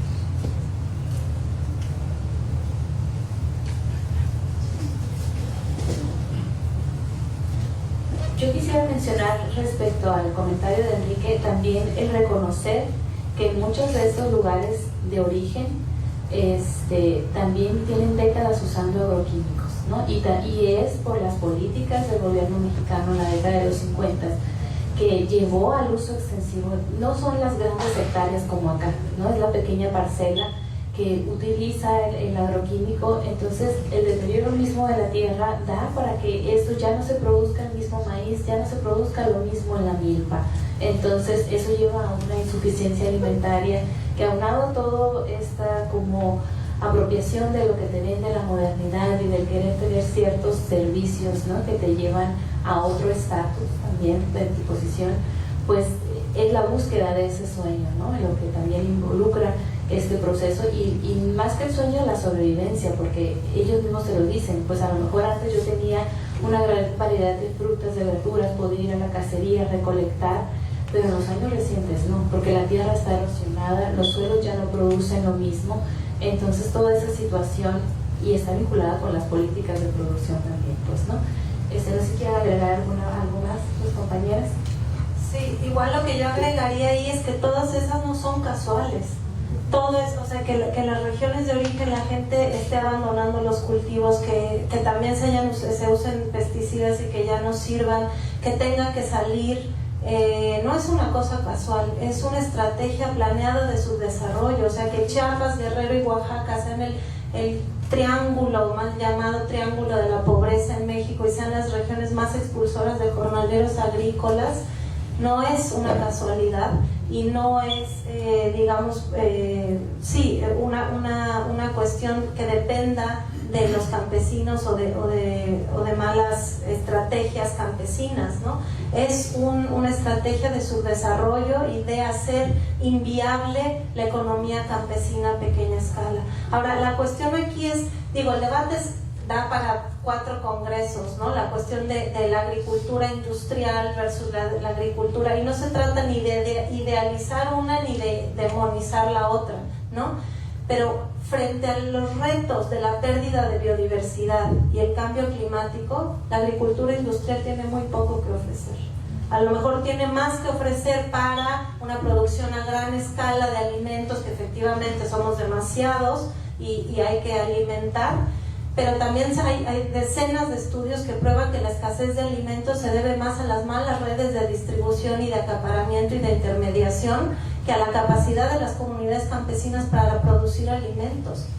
Entonces, bueno, ese es un debate enorme, ¿no? Pero yo creo que si no nos ponemos un poquito más radicales, nos va a ganar todo. Nos va a ganar la desertificación, nos va a ganar la pérdida de biodiversidad, nos van a ganar además estas lógicas neoliberales que tienen mucha capacidad de organizarse, mucha capacidad de cooptar los discursos, de captar al consumidor, ¿no? Entonces no se trata de ponernos en guerra una contra el otro. En todo caso, si vamos a seguir sobre este modelo en que el norte del país necesita de la mano de obra de la gente del sur, y la gente del sur tiene muchas veces las ganas y las energías y los sueños de emigrar, bueno, que la corresponsabilidad social no sea poner aires acondicionados y canchas, que se impida que tengan que ser las familias campesinas las que tengan que absorber los costos de reproducción de la vida de la familia campesina mientras no hay trabajo, ¿no? Y que los salarios sean lo suficientemente consistentes, ¿no? Y las condiciones suficientes para que entonces las familias reproduzcan una vida y no tengan que abandonar sus tierras, ¿no? Mientras en las temporadas que están acá, o que se pierda la biodiversidad y el trabajo allá mientras se alimenta aquí la reproducción de la agricultura industrial. Tiene que haber un modelo más eficiente en el que uno pueda estar. Sí, creo que es medio una utopía, pero si no nos ponemos un poco más soñadores y radicales va a estar difícil. Sí, bueno, nosotros identificamos estos dos modelos, pero también identificamos que ni uno ni otro alcanza para que la gente tenga una vida digna, ¿no? O sea, por eso salen. Pero sí es cierto que algo que nos llamaba la atención y que es parte de lo que nos hizo venir desde Chiapas hasta acá hace varios años, es que la gente de Chiapas no llega aquí sola. O sea, no es que se encuentre la oferta de trabajo en el periódico y diga, ay, yo quiero ir a Sonora, ¿no? O sea, hay un sistema, una política en la que las empresas llegan allá a reclutar a reclutadores además, y por eso decía de lo difícil de tener esta lógica del trabajo digno y de los derechos laborales cuando la necesidad urgente es el trabajo como sea, ¿no? Y sí es cierto que es un problema bastante grave que el intermediario, el enganchador o el reclutador no forme parte de la empresa, porque muchas veces se queda con la responsabilidad y al ser una persona de la comunidad queda desacreditado en su comunidad, pero además sin entender por qué, ¿no? Dice, pero pues si el trabajo, que es una necesidad, no está aquí y yo aporto a mi comunidad con eso, ¿no? Yo formo parte de esa solución, ¿no? Que es conseguir trabajo, ahora resulta que es mi culpa, ¿no? O sea, que yo soy el que queda en medio. Y queda en medio de, así, ante su comunidad y la empresa sin responsabilidad alguna. Eso sí es cierto. Y la otra cosa es que en realidad los jornaleros, sobre todo los jornaleros temporales, no son, o sea, son jornaleros temporalmente. Cuando regresan a su comunidad no son jornaleros, son campesinos, son albañiles porque se vuelven albañiles en Yucatán, son comerciantes en Villahermosa, en la Ciudad de México, son trabajadoras del hogar, las mujeres, ¿no? En Tuxtla o también en Villahermosa, son trabajadores de la hotelería en las zonas de turismo, es decir, son jornaleros mientras están aquí, pero esa identidad no es algo que sea permanente cuando regresan allá. Entonces se multiplican en actividades económicas y cada una tiene precariedad y cada una tiene sus propias dificultades, y cuesta mucho trabajo mantener esta discusión y de pronto nosotros nos ponemos también utópicos, ¿no?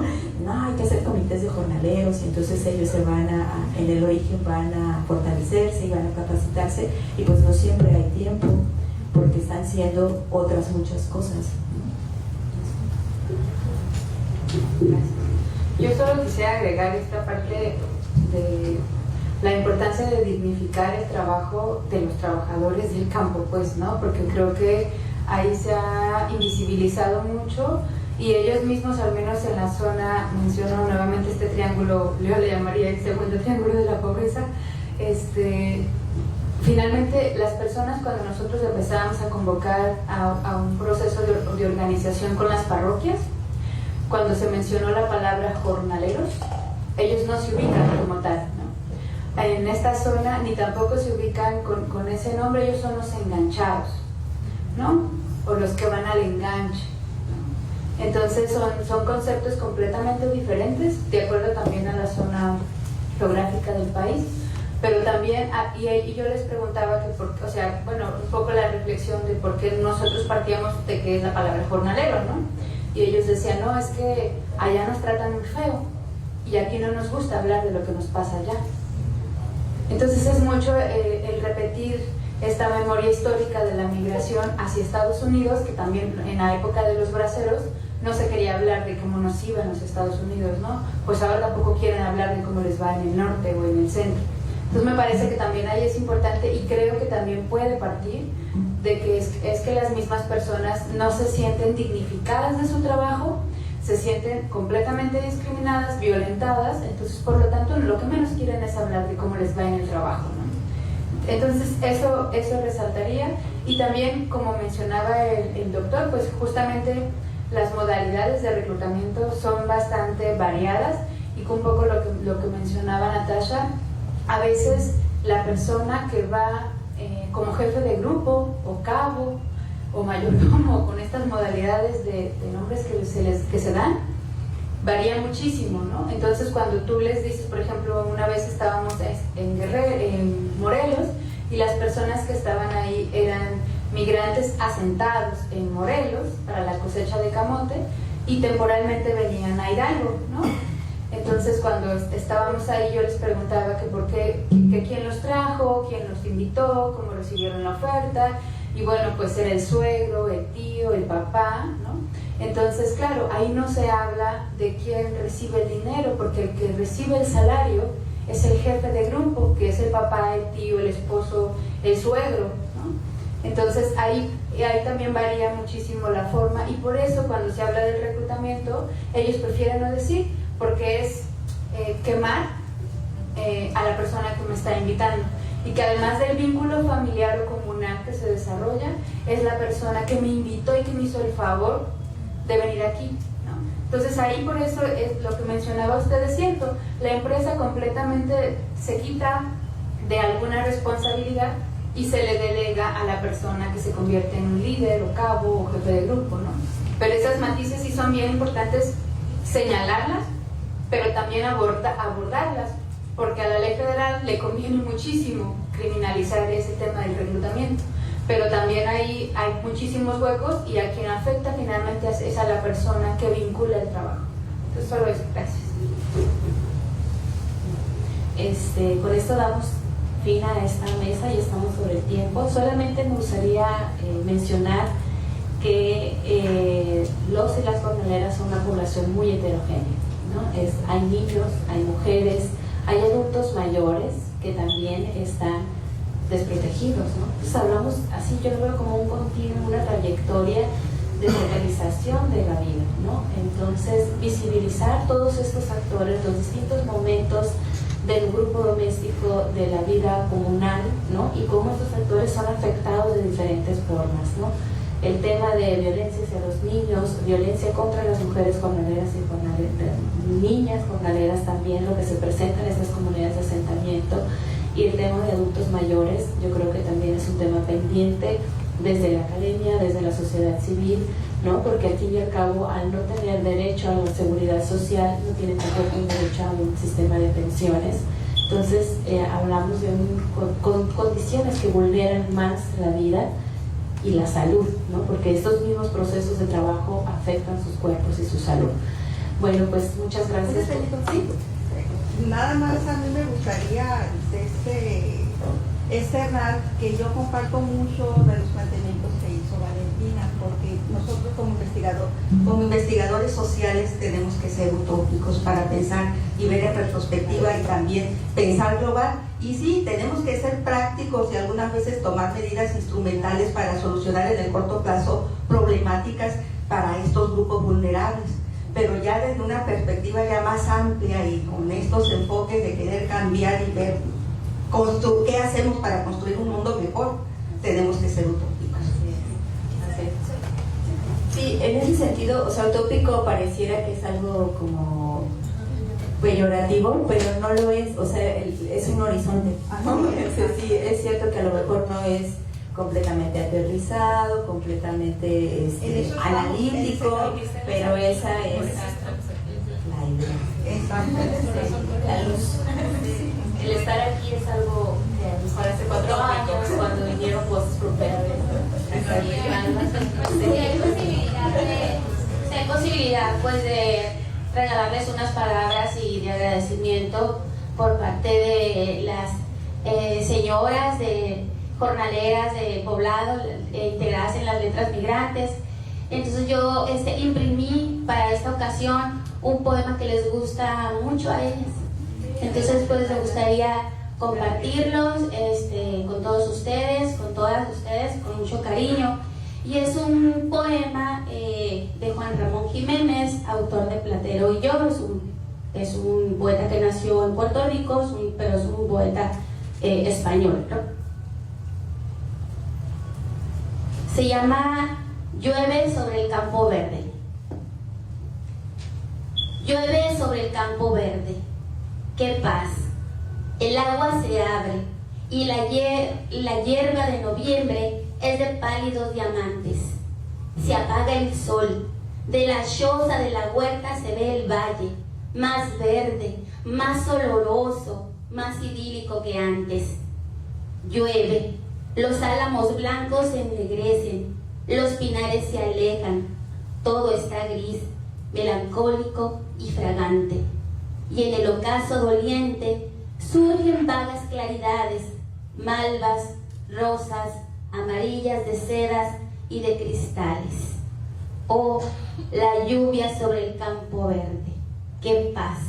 En el aire vienen aromas mojados de violetas otoñales.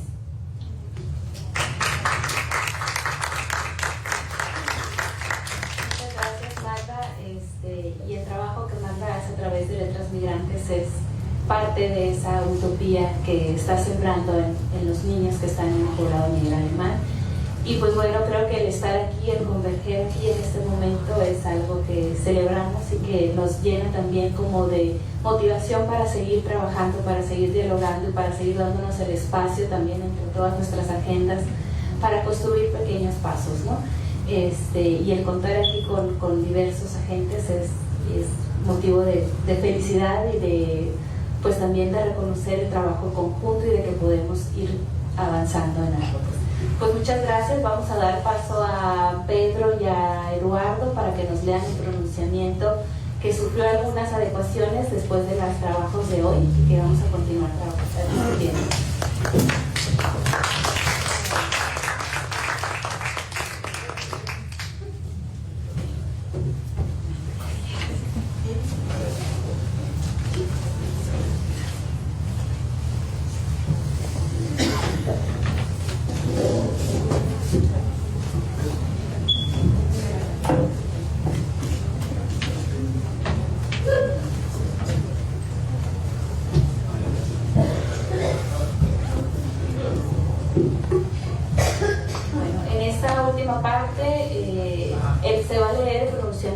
Que fue en junio, Eduardo, cuando se hizo el primer pronunciamiento, porque fue justamente antes de las elecciones, que estábamos así como nuestra demanda era para quien ganara las elecciones presidenciales. Entonces ahora, después de ese proceso, pues también ya tenemos como otras, después de haber revisado también lo que proponían, ¿no? Todas estas cuestiones del campo y demás. y bueno, también ir construyendo en el diálogo con los nuevos representantes y el estar ahí dialogando con ellos y proponiendo cosas, ¿no? Y bueno, este pronunciamiento fue en junio del 2018. Ahora sufrió algunas adecuaciones y después de las mesas de trabajo de hoy también inclusión de algunos otros datos y otros nuevos elementos que nos van a invitar pues para seguir discutiendo en marzo, esperemos ya con la presencia de algunos representantes gubernamentales y que también estaban en la mayor disponibilidad de venir, algunos de ellos, pero la coyuntura electoral de mañana pues nos dificultó un poco ese proceso, pero ahí están y están dispuestos, y yo creo que los que estamos y las que estamos aquí también dispuestos a continuar dialogando. Bueno, le damos la voz al compañero Pedro de Yo Soy Único para que nos lea este pronunciamiento.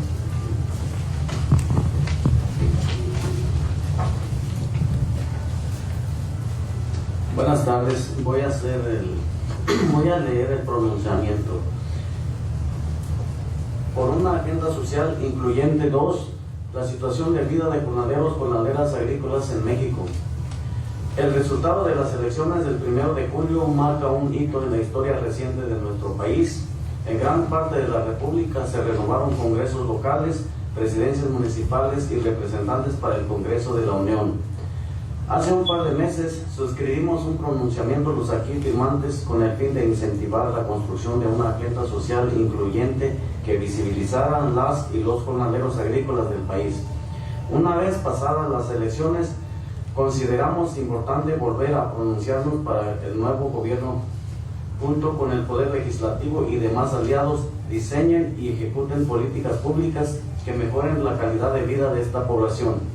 En tal contexto, consideramos fundamental visibilizar el abandono y exposición a riesgos en que viven miles de jornaleros y jornaleras a lo largo y ancho de las zonas agrícolas de todo el país.